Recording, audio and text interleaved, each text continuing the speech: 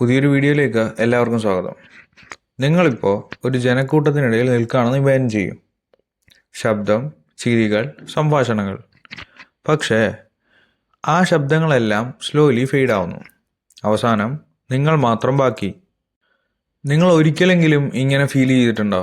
ചുറ്റും നൂറുകണക്കിന് ആളുകളുണ്ട്, പക്ഷേ ഉള്ളിൽ ഒറ്റപ്പെട്ടതിൻ്റെ ഒരു ശൂന്യതയാണ്. ഇത് ലോൺലെസ് അല്ല. ഇത് നിങ്ങളുടെ ബ്രെയിൻ നിങ്ങളോട് സംസാരിക്കുന്ന ഒരു സൈലൻറ്റ് ലാംഗ്വേജ് ആണ്. നമുക്ക് ഒരു ജേണിക്ക് പോവാം. 1000 വർഷങ്ങൾക്ക് മുമ്പ് നിങ്ങളൊരു കാട്ടിലാണ്. ചുറ്റും നിങ്ങളുടെ ട്രൈബ്, ഒരു 10-15 ആൾക്കാർ. ഓരോരുത്തരും നിങ്ങൾക്ക് വളരെ പരിചിതരായ ആൾക്കാരുമാണ്. പെട്ടെന്ന് നിങ്ങൾക്കറിയാത്ത ഒരാൾ നിങ്ങളുടെ മുന്നിലേക്ക് വന്നു എന്ന് കരുതുക. നിങ്ങളുടെ ബ്രെയിൻ അന്ന് എന്ത് ചെയ്യും? ഒന്നെങ്കിൽ നിങ്ങൾ ഓടും, അല്ലെങ്കിൽ നിങ്ങൾക്കൊരു അലേർട്ട് മെസ്സേജ് തരും, നിങ്ങൾ ഡേഞ്ചറിലാണെന്ന്. അന്നത്തെ ആൾക്കാർക്ക് എന്തായിരുന്നു വേണ്ടത്? സർവൈവൽ, ശരിയായ ആളുകളെ തിരിച്ചറിയുക എന്നുള്ളത്.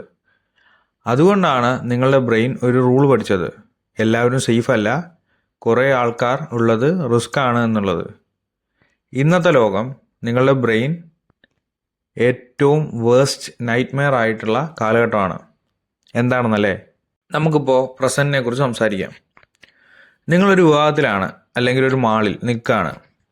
കുറേ അൺഫെമിലിയർ ആയിട്ടുള്ള ഫേസസ് ഉണ്ടാവും, ലൗഡർ കോൺവെർസേഷൻസ് ഉണ്ടാവും, ജഡ്ജിമെൻ്റ് ചെയ്യുന്ന കണ്ണുകളുണ്ടാവും, സോഷ്യൽ പ്രഷർ നല്ലപോലെ ഉണ്ടാവും. നിങ്ങളുടെ ബ്രെയിൻ വളരെ കൺഫ്യൂസ്ഡ് ആണ് ഈ സമയത്തൊക്കെ. ഇവരെല്ലാം ആരാണ്? ഞാനിവിടെ സേഫാണോ?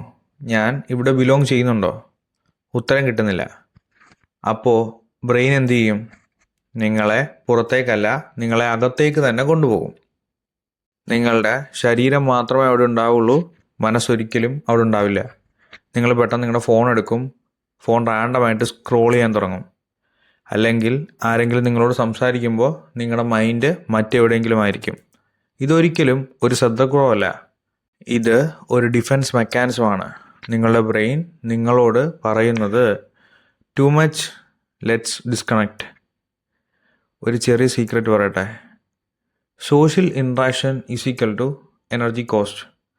ഓരോ കൺവെർസേഷനും മുൻപ് എക്സ്പ്രഷൻ വായിക്കുക, ശരിയായ റിപ്ലൈ നൽകുക, ഇമോഷനുകൾ നിയന്ത്രിക്കുക. ഇതെല്ലാം ബ്രെയിന് എനർജി വേണം. അപ്പോൾ കുറേ ആൾക്കാർ വന്നു കഴിഞ്ഞാൽ കുറേ എനർജി ഡ്രെയിനായി പോകും. അതിനാൽ ബ്രെയിൻ ഒരു ഷോർട്ട് കട്ട് എടുക്കും: സേവ് എനർജി, ചൂസ് ഐസൊലേഷൻ. പക്ഷേ ഇവിടെ ഒരു ട്വിസ്റ്റ് ഉണ്ട്. നിങ്ങൾ ആളുകൾക്ക് വേണം.